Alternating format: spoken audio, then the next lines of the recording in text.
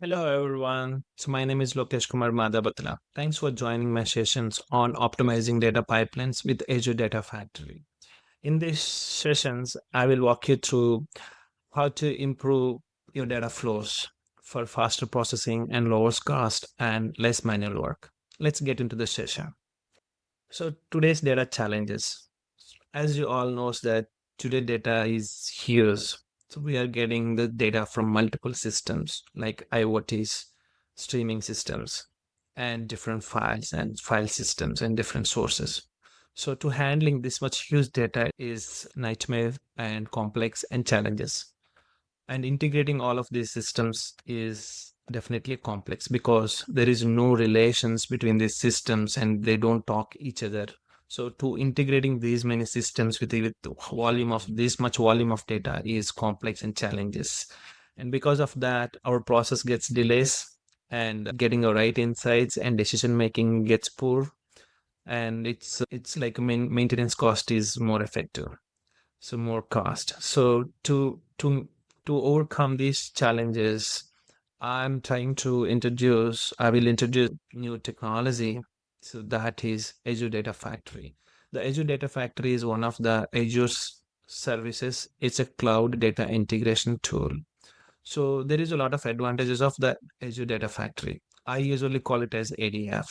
So ADF because it's supposed to integrate as many as data sources. Like it supports RDBMS and NoSQL databases and file systems and real-time systems and API systems. It will integrate all of the systems and it will load into your desired system.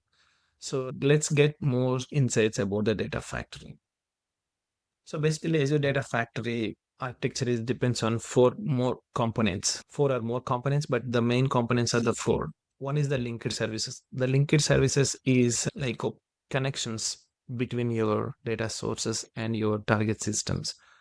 For example, if you like to connect your Azure Data Factory to Salesforce systems and you want to extract and transform and load into your data lake, so you need to create the linker services to connect your source system so that it will be like a bridge, connection bridge between your source systems and Azure Data Factory.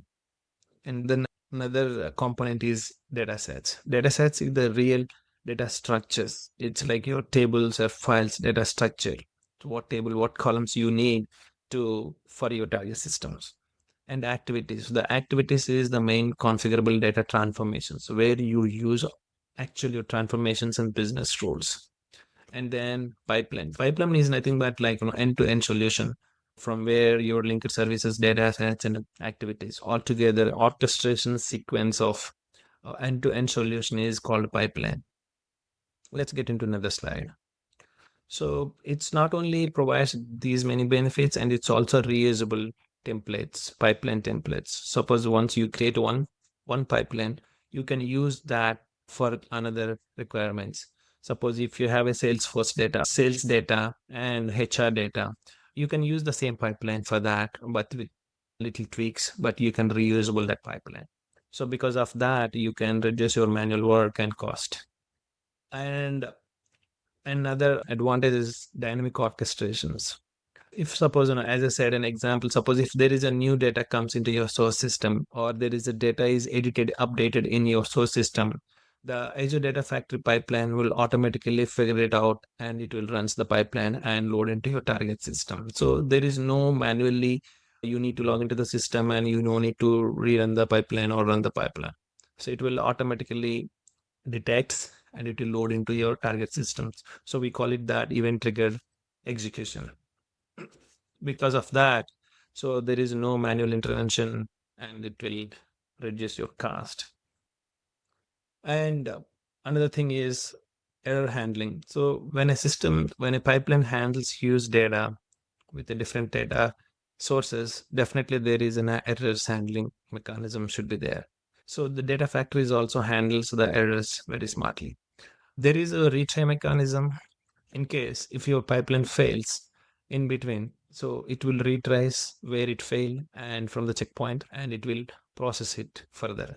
Even in case if it is fails and it will send you alerts through your emails or your messages or your Teams channels. So for your prompt response to fix the issues.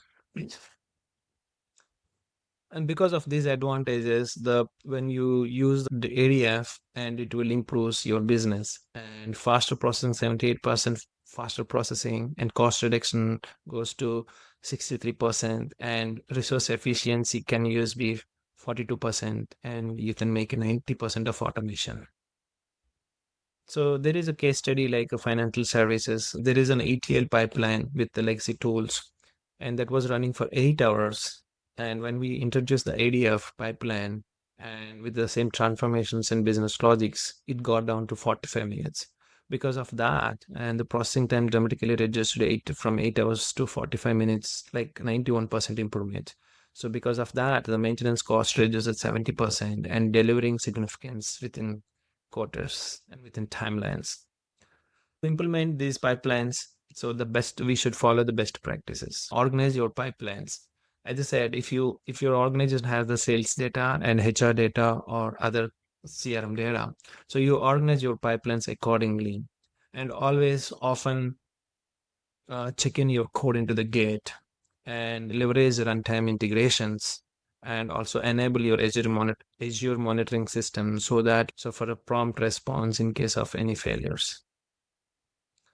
What I would suggest to the organizations is, so looking at your current pipelines and analyze what it slows and why it's costs, and then introduce Azure Data Factory for better, faster performance for the lower cost and more efficient way. Thank you so much for watching and joining my show. Azure Data Factory has helped me a lot, and as well as my team as well, to build a better and faster pipelines. I hope it helps you too. So feel free to connect me if you would like to chat more. Thank you so much. Have a nice day.